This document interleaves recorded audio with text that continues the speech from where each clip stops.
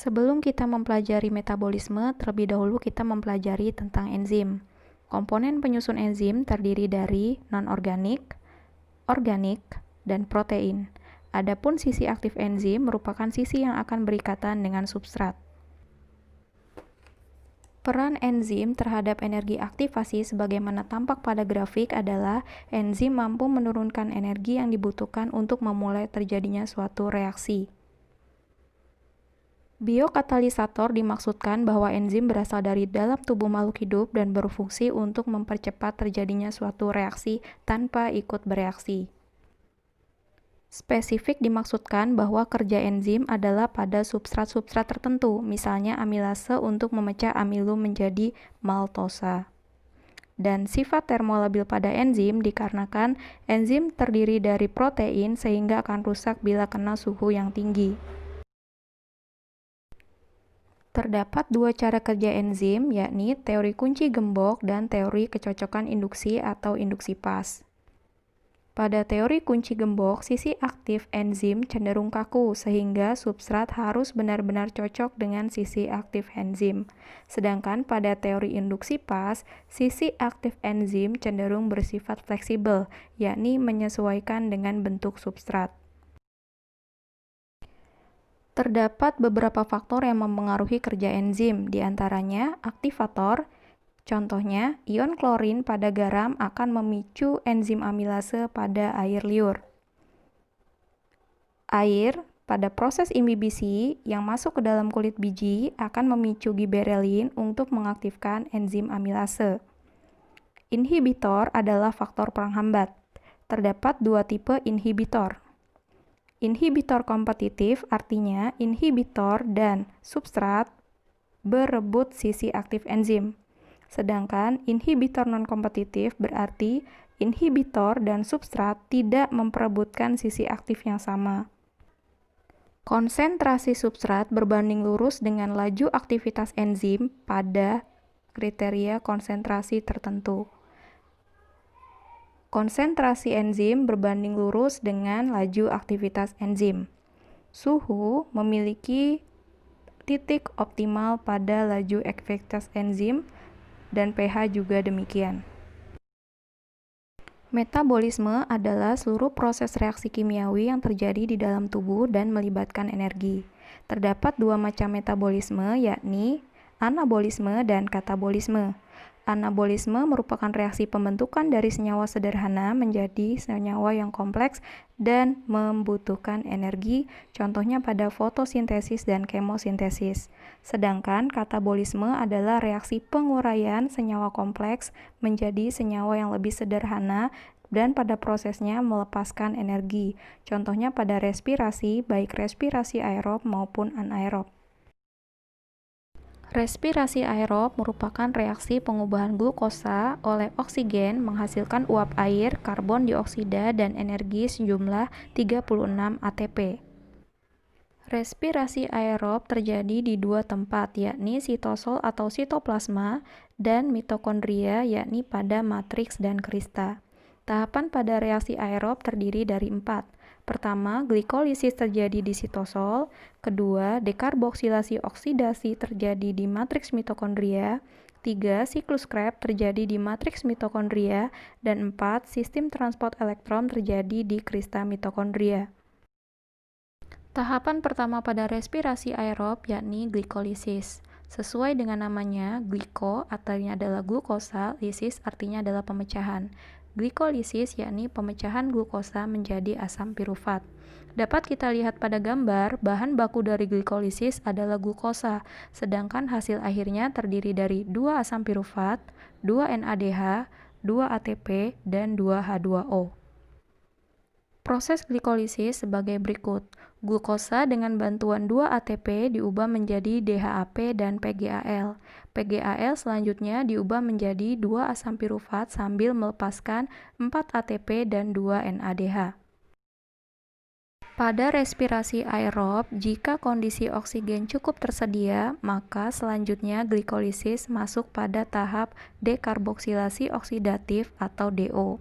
DO merupakan tahapan kedua pada respirasi aerob, yakni reaksi antara glikolisis dan siklus Krebs.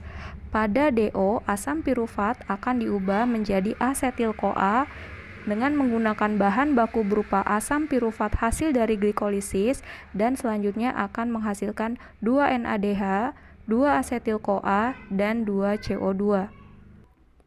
Proses DO sebagai berikut. Asam pirufat dengan bantuan koenzim A akan diubah menjadi 2 asetil-CoA sambil melepaskan 2 NADH dan 2 CO2. Siklus Krebs merupakan tahapan ketiga dari respirasi aerob setelah tahapan glikolisis dan dekarboksilasi oksidatif.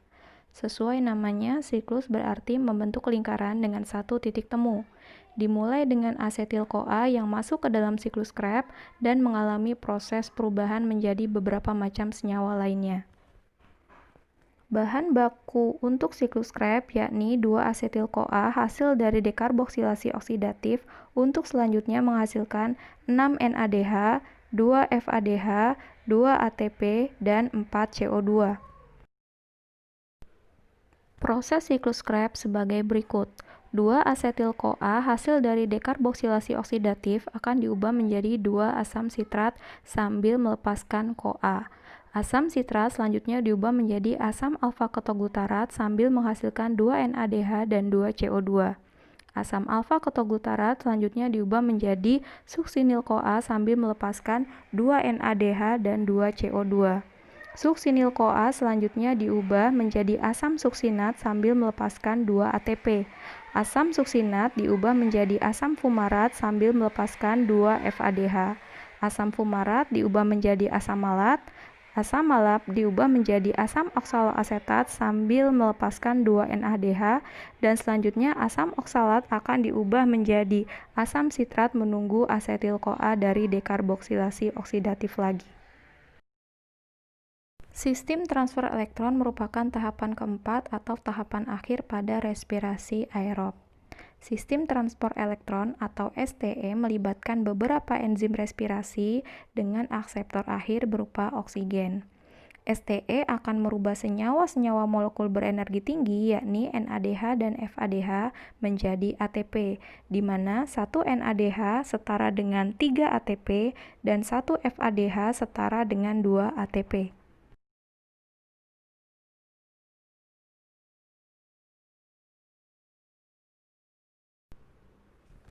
Secara umum, yang biasa dikenal sebagai sumber energi adalah karbohidrat.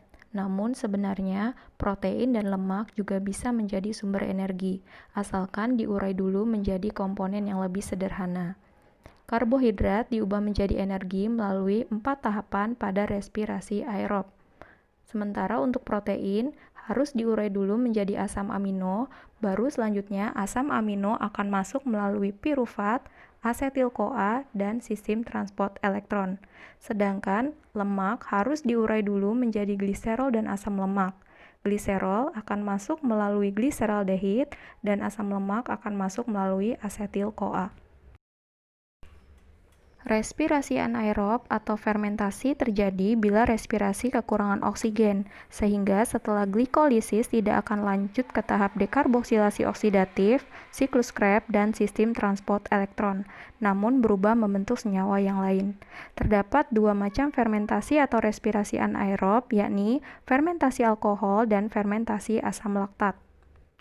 Fermentasi alkohol menghasilkan alkohol dan gas karbon dioksida, contohnya pada penggunaan radi di pembuatan tapai dan roti.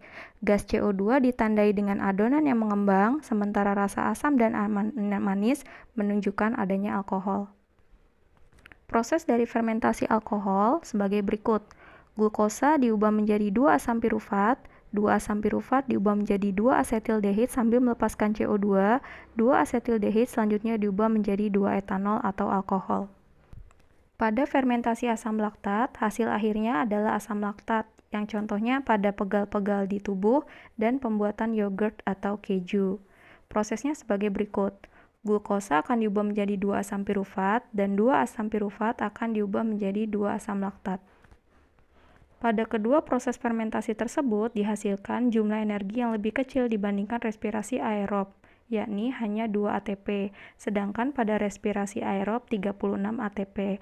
Hal ini dikarenakan pada proses fermentasi kekurangan oksigen sehingga tidak bisa masuk pada siklus-siklus selanjutnya yang akan menghasilkan sumber molekul berenergi tinggi.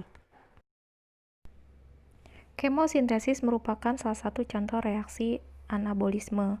Kemosintesis berbeda dengan fotosintesis. Pada fotosintesis, proses pembentukan menggunakan bantuan cahaya, sedangkan pada kemosintesis, proses sintesis menggunakan zat kimia untuk selanjutnya menghasilkan ATP atau energi. Terdapat beberapa contoh aktivitas bakteri kemosintesis, di antaranya bakteri nitrit dan nitrat yang bisa kita pelajari lebih lanjut pada siklus biogeokimia pada daur nitrogen, dan juga ada bakteri belerang, besi, dan hidrogen.